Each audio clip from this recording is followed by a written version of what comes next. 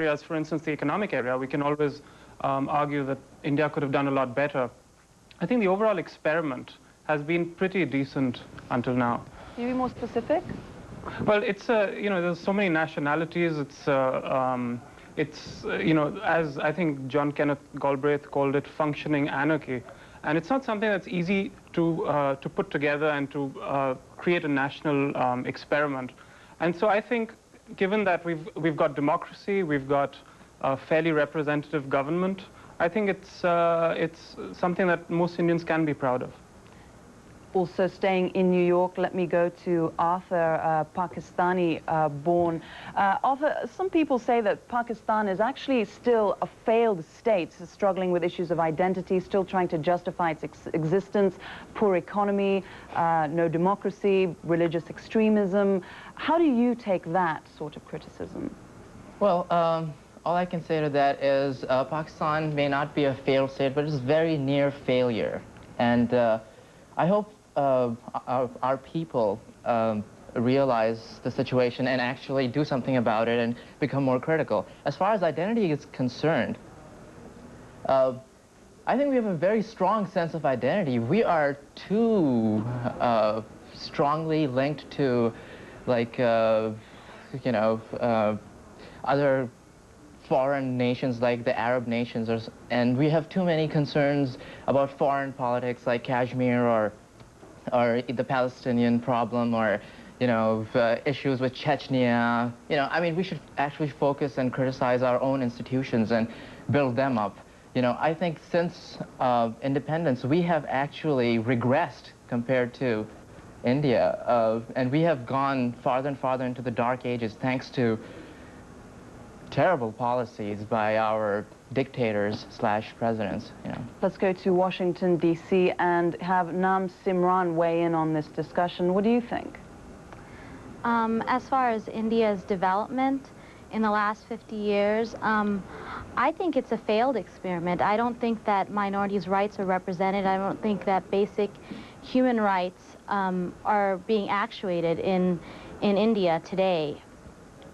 What about Bangladeshis? Let's go to Zoe Farouk, who's from Bangladesh, and get a perspective on that. How do Bangladeshis and other countries in South Asia view India and Pakistan? I think Bangladesh is at a very neutral standpoint where I would say that the more important issues would be regional peace. And if you look back in history, India, Pakistan, Bangladesh at one point was one country. So bringing religious differences really should be demolished. And I think at Bangladesh's standpoint would be to have better, interaction with its neighbors and with the country that they were once part of. And that would be a more important issue. Zoe, some people, though, say that India in the region is sometimes perceived as the big bully. How would you take that?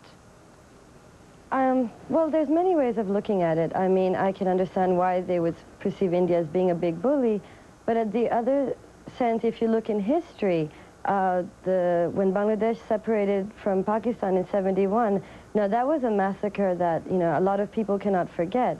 So in that sense, people are very, have a lot of negative feelings towards Pakistan. And so it's just, depending on what part of political issues that people are more favored towards. And I think that the modern generation of Bangladesh is aware of the fact that, things have happened in the past, but are more into having international, I agree. I definitely agree. With the countries.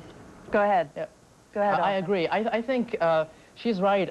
We have to forget the past, really, and look at each other more as human beings rather than, say, Muslims or Hindus or Bangladeshis or Pakistanis or, Indians or, I don't know, whatever.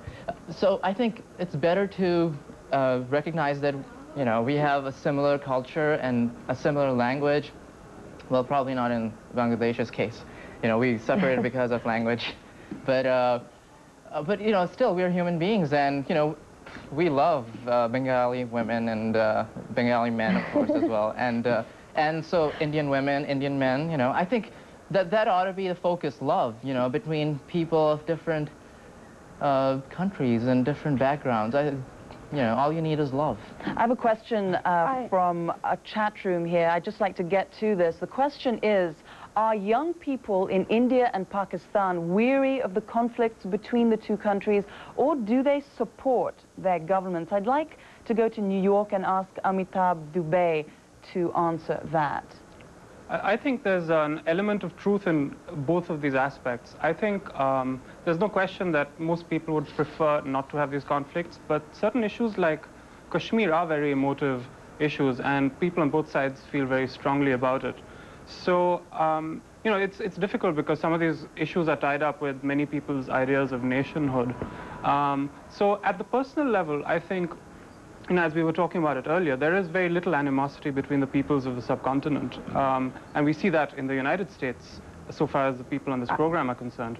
But on the other side, the political issues are real. But Amitabh, what about the issue of generation that that person was trying to address? I mean, the older generation arguably still feels the scars of partition and a sense of real animosity and at times old hatreds. Do the younger generation feel that? Go ahead, Arthur. Well, you know, if I can say something about this, there are two types of people currently in the subcontinent. One is the younger generation that is being sucked in by the religious fanatics, and the other is the more educated class of people who are actually, you know, studying stuff, you know, studying science and the arts, the stuff that really unites people. In the Middle Ages, in the Dark Ages, we had, you know, religion that defined the sense of a person's world, and it defined a person. But today, everything can unite us based on science. I mean, we can get united based on scientific knowledge because it's a universal truth. And I think most of us in the younger generation do want to, you know, interact with people on the other side. I think so. Zoe, did you want to respond to that? Yeah, yes, I want to say, I'm not quickly, Zoe first. Okay, I wanted to just say that I feel that the religious conflicts in the area are much to do with the manipulation and hype put in by government and government corruption in a way to gain and possess power over the people and over the people who are maybe less educated and who don't know better, you know, and they try to show this is the way it should be, you know, this is the way, a better way of life, and these people don't know any better and they trust their government leaders, and, you know, and that's a lot of the, you know, simple-minded people feel that, you know, bring religion into and make it an issue what it really never was. Okay, I have to take a quick break right now. We'll continue chatting with all our guests in just a moment. As we go to break, we wanted to share some pictures from a candlelight vigil last night at the India-Pakistan border. Do stay with us. You're watching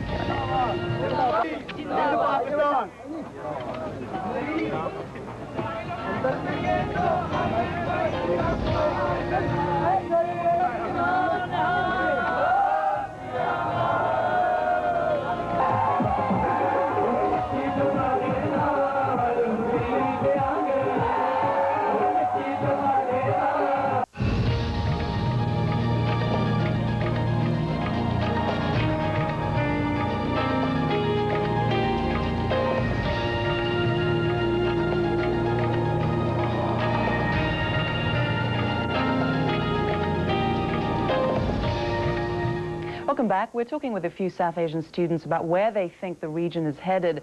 Pakistani and Indian students Arthur Shiraz Siddiqui and Amitabh Dubey are with us in New York. In Washington is Naam Simran Kaur, a Sikh born in the US, and in Boston is Bangladeshi Zoe Farooq. Naam Simran in DC, let's stay with you. We have a call coming to you from Delhi. Please go ahead with your call.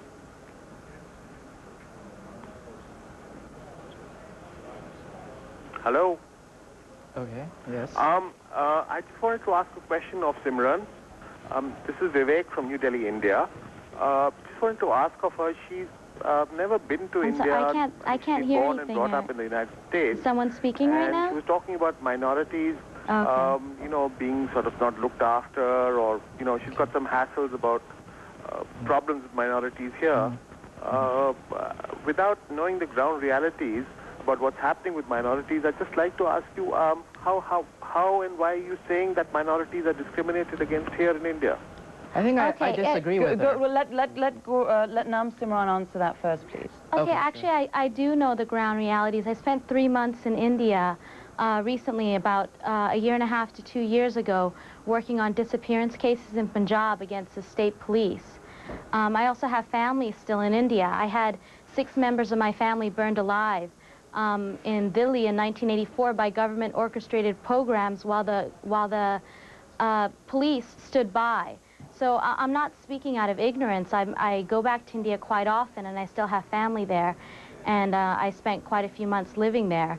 So that's what I'm speaking about. I'm speaking about, and it goes on to Zoe's point, that the Bangladeshi woman who just brought up, I think the Indian government, speaking from a minority's perspective, likes to divide and conquer, basically. They learned from the British that that's the way to keep people in control, is by dividing and conquer. So they create communal violence. And they direct the authority to stand by to let the communal violence go on so they can come in and use oppressive measures, saying that they're trying to create peace in India. Arthur, you wanted to weigh in on this. Can you give me a fast response? First of all, I want to say I think the Indian people should be proud that they have a critic like Simran who can actually speak and live. Whereas in Pakistan, if you know, people are really persecuted for what they say. But as far as minorities are concerned, you know, I think relatively India treats its minorities much better. Muslims have even reached the presidency. But, you know, in Pakistan, we don't even teach, we don't even treat the majority properly, as the Bangladeshis would know. You know, they were a majority in '71. And then there are the Qadianis, the Ahmadis, the Shias, and, you know, I think, we need to go really far compared to India. And the fact that there's somebody like Simran who is making, you know, comments like that about India, it's amazing. Can I so I have a question from Thailand. I'd like to take this actually and ask it to Zoe in Boston. Are most students overseas trying to escape the country for better opportunities, or do most want to come home and make a difference? Zoe? I think the way the market is working right now, and I'm a recent grad, I've suffered it, there's a lot less opportunity for the international student, you know, both because of the cost and sponsorship issues, and also because, you know, the market isn't doing well and they're looking for more people with experience. So I think a lot of students who are recently graduating are trying to find something here just because I know that they're in a set mentality that they would like to live here, gain a few years of experience, and then maybe go home and do something with what they've acquired from America. But unfortunately, the market is not allowing that, and there's a lot of students who are heading back to their own country. Are you going to head back? You know, if I had to, I would. But I mean, currently I'm working at a. Well, I'm working in a company in Boston, Massachusetts, and you know, I'm happy and I'm stable. But if something were to happen, I would eventually like to go back and, you know, do what I do here and do it better there, maybe, you know. I'd like to go to New York and ask Amitabh Dubey, what do you think? Is there a brain drain from the subcontinent going on here, and how serious do you think it is? Would you stay? Well, I think maybe if the same thing was happening in the 60s, you could call it a brain drain, but now it's much more of a sort of globalized world with connections between, say, the United States and India. And you see a lot of American firms, for instance, if you're talking about business, sending South Asians back to South Asia to run their operations there. So I think with the sort of global marketplace integrating, I don't think it's that as much of a brain drain in the sense that it's not taking so much away from India. Okay, I think if I can say something. Arthur, before you say something, you respond to that, but I'd also like to tell you that we received an email from Abdul in Lahore who says, Arthur Siddiqui, who you've invited to represent the Pakistanis, is not representing the Pakistani point of view. I've never met any Pakistani who expresses such views, whether he lives in Pakistan or elsewhere. I apologize, but you know, your views change. I was a big preacher of Islam, and I was a big supporter of Pakistan. I still am. I love Pakistan, and I love my people. You have no idea how many nights I've spent just thinking of home. But you have to understand that we are brought up in a very strict environment. We're brought up in a very religious environment. We're brainwashed. You guys have to read books. I came here, I read books, it opened my mind, and now I support a secular Pakistan. And I think, you know, there is a huge brain drain in Pakistan going on right now. And none of the Pakistanis I know want to go back home because most of them are persecuted minorities like Shias and Qadianis and Ahmadis, and they are super successful in the West because they work hard and they know they have nowhere to go and they want to come back to Pakistan, but they can't because of, you know, all these militias in Pakistan and all these like Lashkar-e-Jhangi and you know, all these like Taliban people, all the madrasas and all the violence in Karachi, even like Indians who migrated from Indian Muslims who migrated from India and came to Pakistan.